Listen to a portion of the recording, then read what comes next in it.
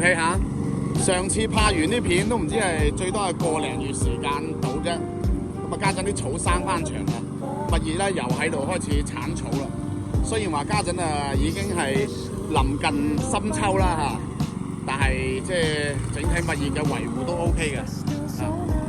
嗱，今朝就同阿卡哥去辦嗰個居住證啊，咁啊順帶食個早餐。呢一間咧好正啊，好多啲點心。朝頭早都好多人喺度食嘢㗎嚇。咁啊價位就喺呢度啦。啊，個檔口咧就喺邊度咧？就喺三期交通中心呢個位置出嚟。啊，跟住其實正就係魚林點心。啊，魚林海鮮茶餐廳嘅對面呢個位。即係蒸日線啊！呢間咧就潮汕風味嚟嘅，咁啊豬雜粉啊嗰啲都係去到12蚊啊！呢個牛腩好正，就去到16蚊啊，到25蚊都有嘅。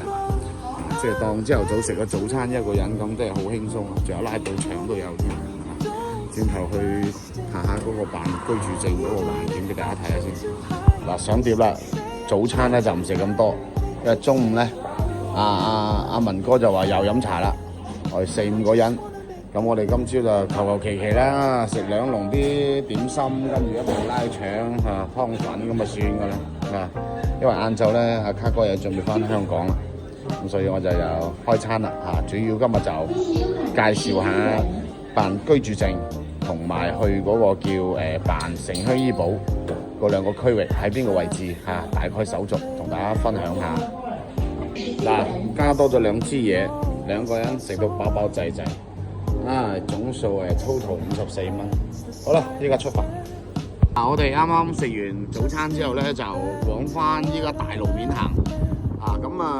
好多朋友問起，出邊呢度會唔會查啲電單車啊，或者係啲高爾夫球車㗎？會㗎嚇。呢一邊咧係屬於係叫國道，咁呢邊就正規嘅大馬路啦。咁啊屬於係雙向6車道㗎啦。嚇，見到未？咁我哋依家現時見到咧，就左手邊呢台紅白色嘅京橋巴士咧又出發啦！呢一班咧就係去即係往深圳方向行嘅。咁啊正前方咧就係我哋之前所講嘅嗰個叫山林海。喺呢度同大家講翻個古仔啦嚇。阿卡哥咧早期嗰陣時係嘛，第一時間同我租咗層樓，問我佢話邊度有煙花賣㗎咁。話路邊大把啦，我話你點解咁問啊？佢話佢喺嗰個叫鳳凰酒店下低嗰陣時玩，跟住買咗煙花，買咗3000幾蚊，燒咗唔夠10分鐘，我話攞命咯，俾人斬得頸血啊又係嗱呢邊睇下好多人啊，即係其實呢邊就係屬於係北方啲旅遊團啦，或者係叫過嚟短居嗰啲人群啦。都係從嗰邊行過嚟嘅，所以山林海咧靜啊，真係靜啊！但係即係日常通勤啊，或者係即係日常買嘢啊，確確實實係有少少區別嘅。如果唔係佢樓價都唔會同三期嗰邊嘅價相差接近4到5萬總價啦，係咪啊？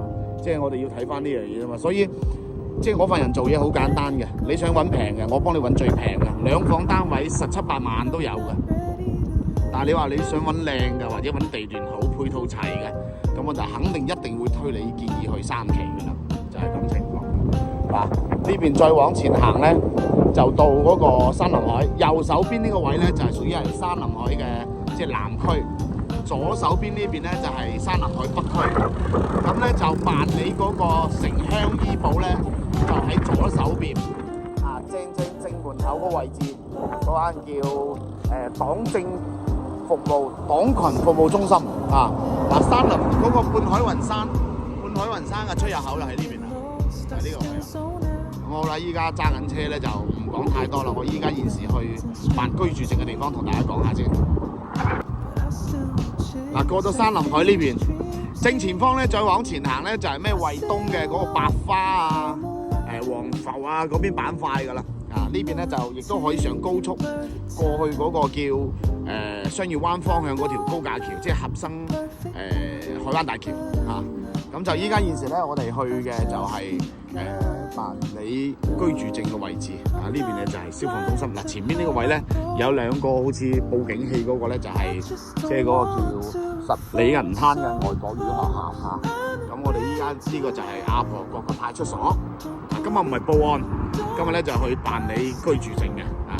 咁啊，佢居住證窗口位咧就係呢間細細地嘅房間呢度啊。咁我哋就依家到咗啦。辦理居住證咧，就係一定要有半年嘅居住條件啊。跟住咧就攞業主嘅房產證複印件啦，或者你係業主本人都要帶埋房產證複印件。跟住香港嘅嗰個身份證同埋嗰個回鄉證，咁過嚟呢度之後咧，跟住會有即係工作人員會問你攞資料。話咁快辦完啦，其實如果人唔多嘅話，一兩個人嘅話，佢基本上都係去到7到8分鐘就搞掂噶啦。咁好啦，我哋依家現時去嗰個辦理城鄉醫保嗰個區域先嚇。嗱，我哋從嗰個辦理居住證嘅中心回頭啦嚇，即係依家往翻三期嗰邊方向行。咁依家啦又見到啦，嗱，左手邊咧依家就係南區啦，右手邊係北區。因為我哋依家行翻轉頭嘅方向唔同，咁依家去嗰個辦理即係城鄉醫保嘅時效咧，就到今年年底嘅。咁咧就如果初次辦理嘅，好似阿文哥話齋，家陣已經俾咗錢嘅，咁就要到出年嘅4月1號先可以正式可以報銷。即係如果1月份，即係12月份到3月份啦，有啲咩頭暈身慶、感冒啊咁之類啲嘢係搞唔掂嘅，就報銷唔到嘅。只有4月1號開始。嗱，呢一間咧老友記咧就係之前我哋所講嘅，即係啲長者飯堂啦嚇，15蚊就有2餸定3餸嘅。不過咧就禮拜2休息嘅。咁就依家呢個位咧就係山林海嘅停車站點啊，同埋268線路嘅公交車站點都喺呢一邊。好啦，咁啊差唔多到噶啦。其實距離好近咧，就係呢一間。有冇見到5星紅旗啊？就呢一間啦，阿婆角黨政服務中心。OK， 卡哥失望而歸啦，因為咧佢居住證係深圳居住證。咁啱先問咗呢邊嘅辦事人員咧，就係話喺深圳嘅居住證喺惠州當地買呢個城鄉醫保係買唔到嘅。咁如果要買呢邊嘅城鄉醫保咧，除非就係要從當地呢邊再去辦一個居住證，就係咁嘅流程。所以今日基本上就辦唔到呢個手續啦。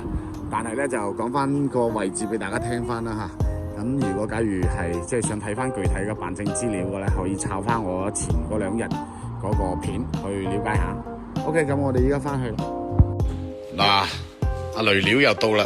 啊，呢個雷料阿彪哥屋企嘅新玩具啊嚇。呢台機咧，如果假如對大嘅啲屏幕有要求嘅朋友咧，真係建議可以去睇睇。拼多多用埋國保係2951蚊。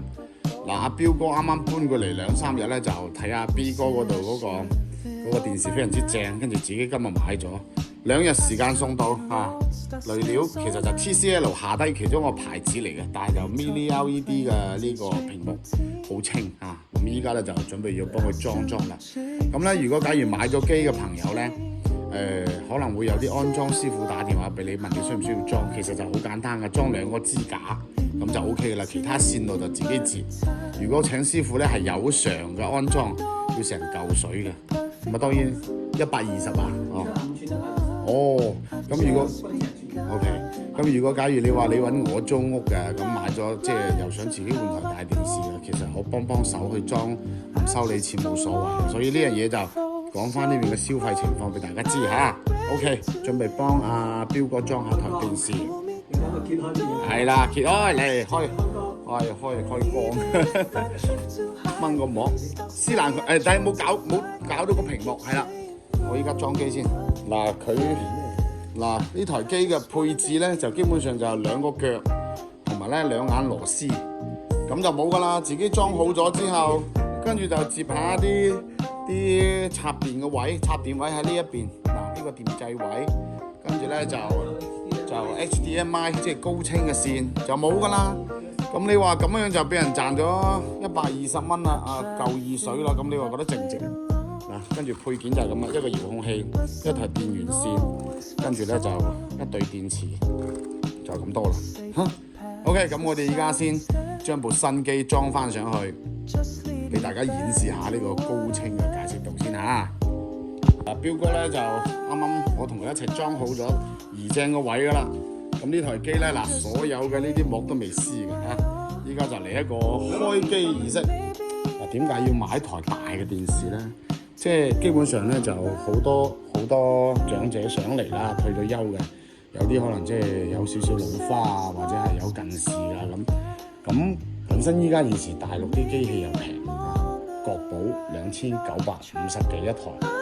咁你諗下75寸咁樣，哇！真係個效果非常之好嘅，即係睇上去即係已經感覺就非常之正，所以就咁。嗱，喺呢邊再做個溫馨提示啦，因為拼多多咧個商家話，一般正常啲機咧就安裝咗之後咧，你就最好啲盒咧就留住1個禮拜之後冇問題你先掉。